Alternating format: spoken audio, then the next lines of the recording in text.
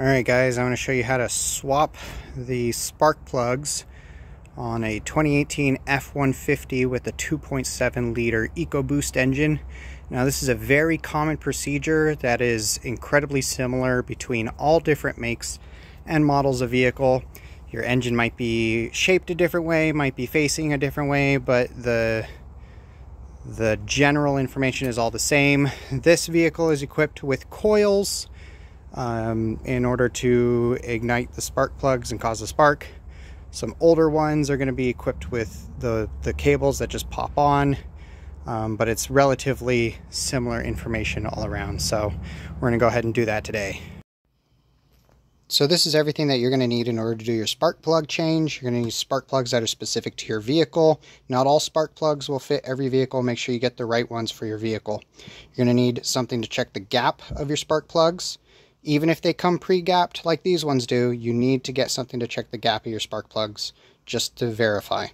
Flathead screwdriver, dielectric grease, a 5/8, or based on the size of your spark plugs. Mine is a 5/8 spark plug socket. It's going to have a little rubber piece in it to pull the plug out.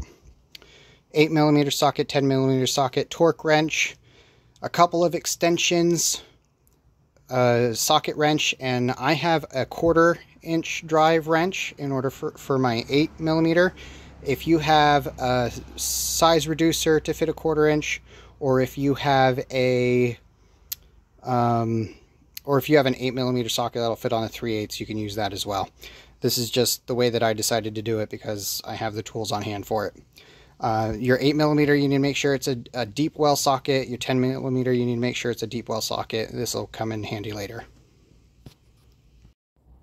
One of the first things you're going to want to do is gap your spark plugs. You're going to do this to each one.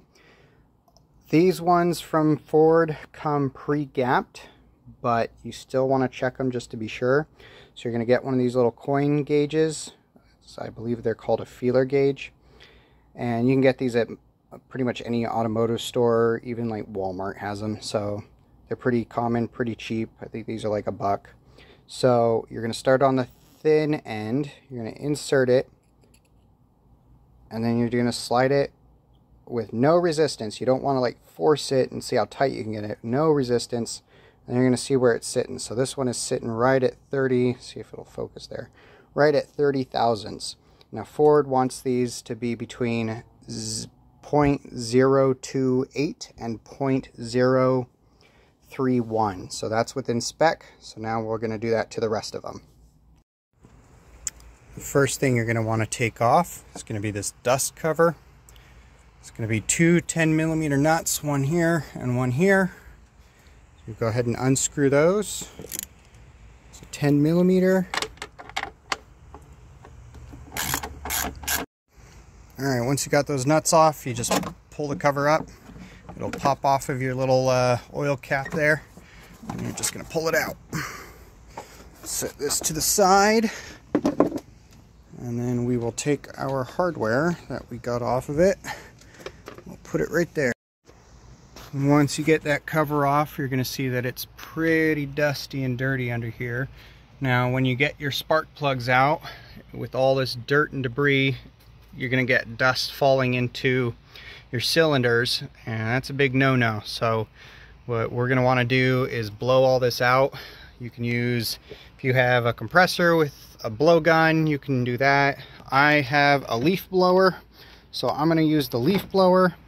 But if you happen to have a vacuum with a blower setting, like you can reverse the hose or whatever, you can use that on this as well. So I'm just going to blow this out real quick. Alright, now we got most of the dust blown off. We're going to have 3 coils on each side. 1, 2, and 3 back in here. You'll see these little white tabs on them.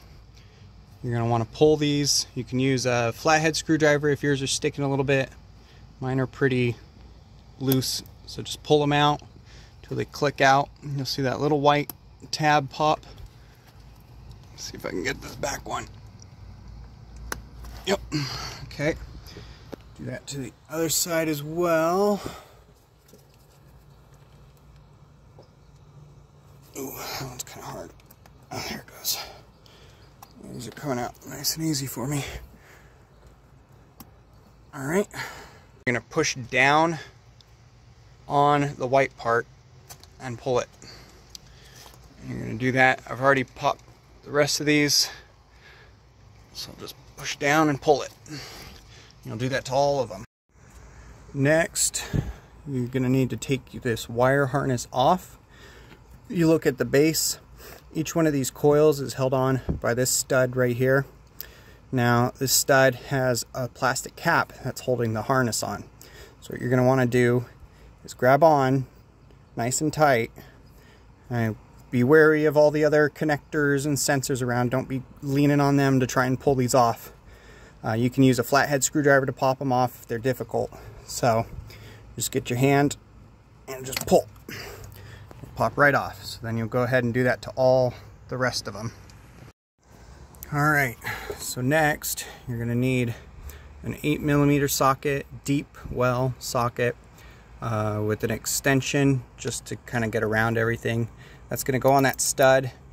I'm going to go ahead and take that nut off of there.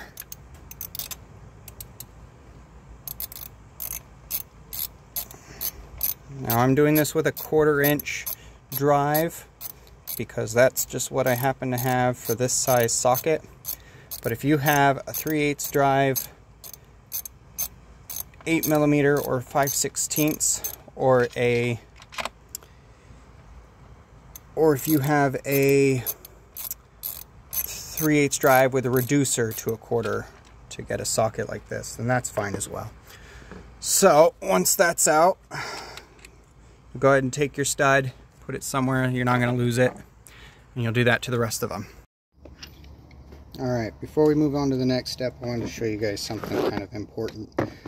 This is a 5/8, come on, focus. This is a 5/8 spark plug socket. It's got the little rubber boot in there. This is a very cheap one that you can get at Walmart. I highly don't recommend you get these. Get something like this. It's from... This one's made by Husky. You can get it at Home Depot. This one also has the rubber boot inside, but the key difference between these two is in the base. If you look at the bottom of the Walmart one, it doesn't have any dimpling, whereas the Husky one does. Now this is pretty important because if you take your ratchet and you put your extension in it, you get your socket, or you get your spark plug out, then you go to pull it, it doesn't stay in, it pops out. Now this one locks into place, so you can't lose it down in your engine and struggle forever to try and get it out. Just a key tip, it's worth the extra money to spend. I think this one at Walmart comes in a set of 3 different sizes, and it's like $6 or something like that. And these are meant more for like a lawnmower engine or something small where the spark plug is sticking out and is very easily accessible. If you're doing something down into your engine bay, spark plugs are recessed, you need one that locks on. I think this is $6 just for this spark plug, this socket itself, but it's well worth the extra money just to get the one with the locking dimples. Don't cheap out on these. So the next few steps, I do one cylinder at a time just to keep debris and stuff out. You're gonna push your wire coil or your wire harness as far out of the way as possible. Don't touch that, it's really hot. You're gonna take your coil, rotate it just enough to clear that, and pop it out. Now you're going to want to inspect your coil boot, make sure there's no cracking, make sure it's still pliable, should feel soft still, shouldn't have any debris in it. The coil's still good, so I'm going to reuse this coil.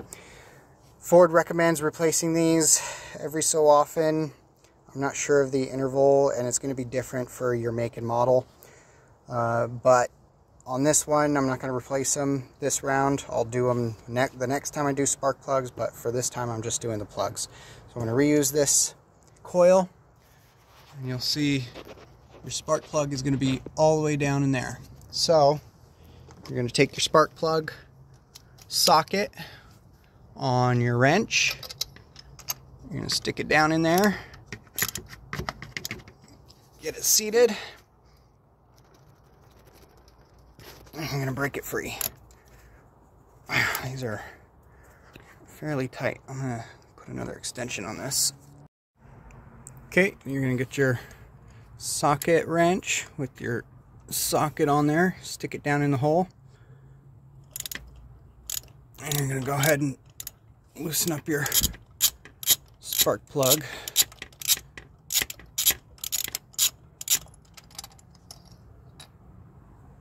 Ooh, doggy. Wow, yeah. It's pretty fouled up. And you can see the fouling's going all the way up the threading even. That's a bad looking spark plug. Here, let me show you.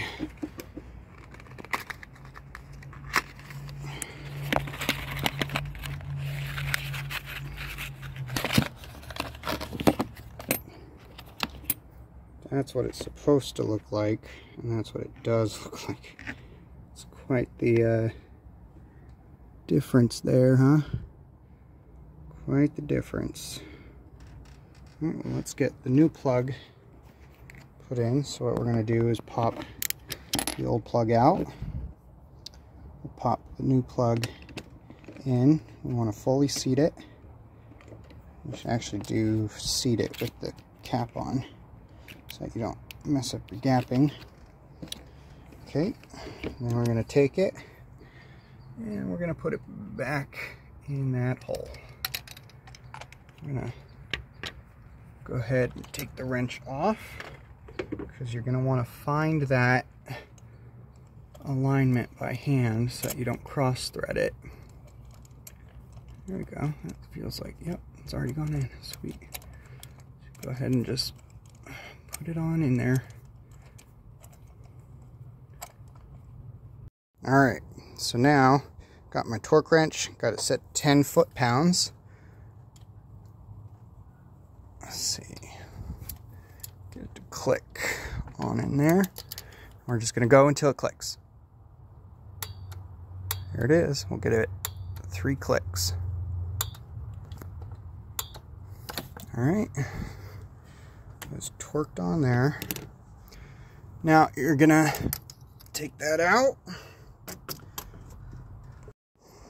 Alright, now you're going to take your coil and take some dielectric grease, just some CRC dielectric.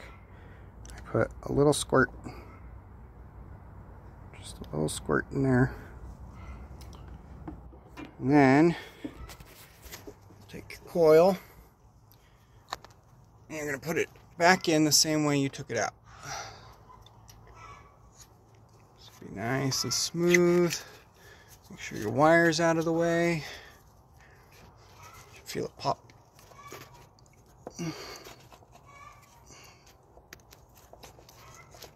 There you go. Popped back on. Rotated the correct direction. And you're going to take your stud.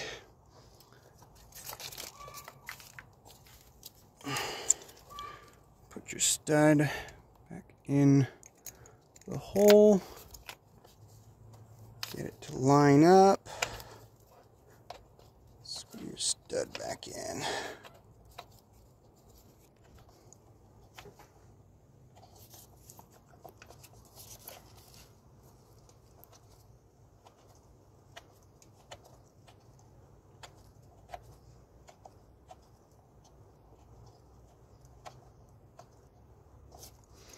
All right.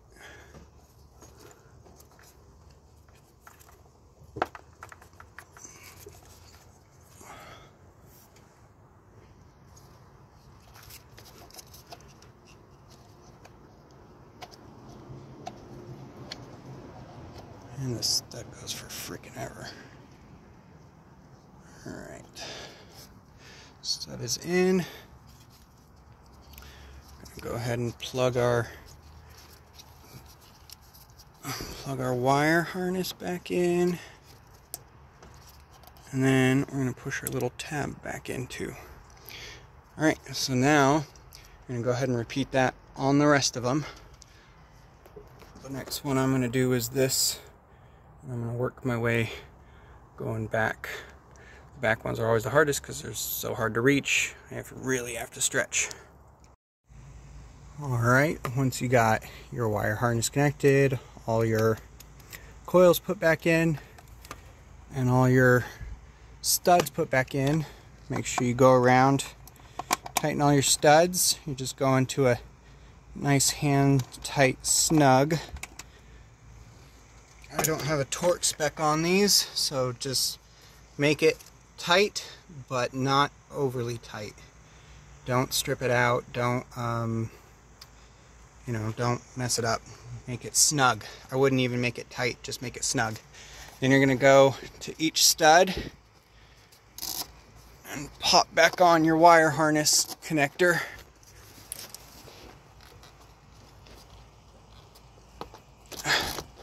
Alright. Repeat the same thing to the other side, which I already have. Let me see. Yep, that's why it's important to double check, because I didn't connect my last coils. Electrical connector. Very good. Check my other side. Those all look good.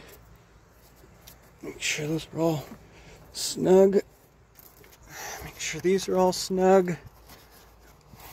Alright, now put my cover back on.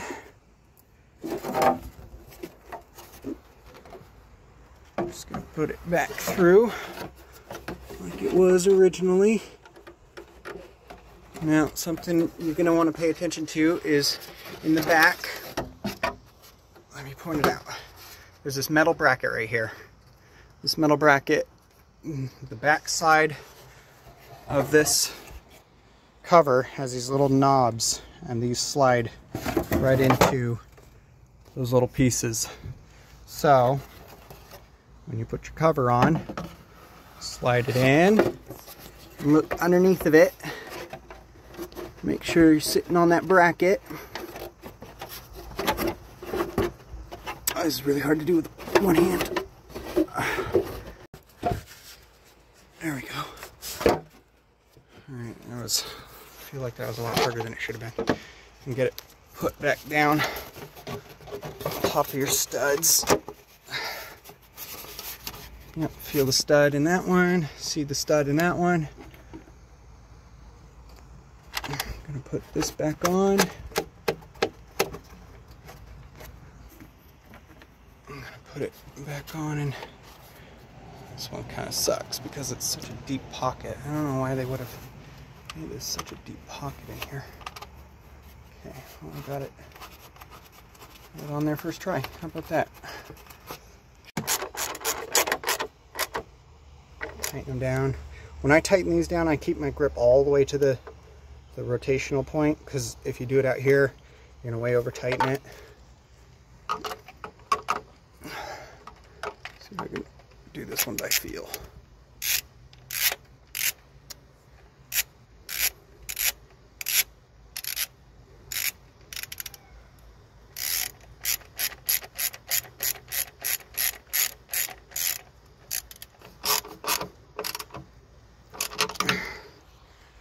Here we go. All right, the most important part, starting her up. Yeah. Purrs like a kitten. So there you go. There's how you do it. Hope this video was helpful. Make sure that you like and subscribe, you know, all the normal stuff a YouTuber is supposed to say. Yeah, if you guys want to see me do a quick piece together for a little $200, actually I think it was like a $150 kit. I'll put all the tools in the description so that you guys, or I'll do a video of all the tools that I have pieced together for an automotive kit. So anyway, let me know in the comments. Bye.